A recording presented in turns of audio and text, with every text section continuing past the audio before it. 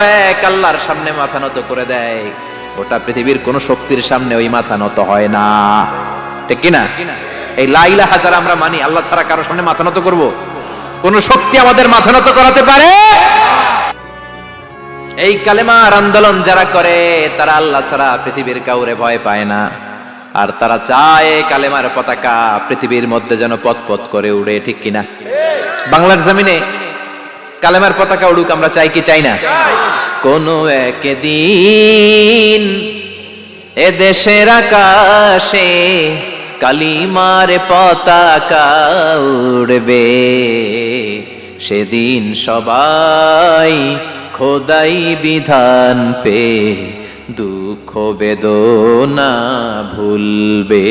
কোন একদিন এ দেশের আকাশে কালিমার পতাকা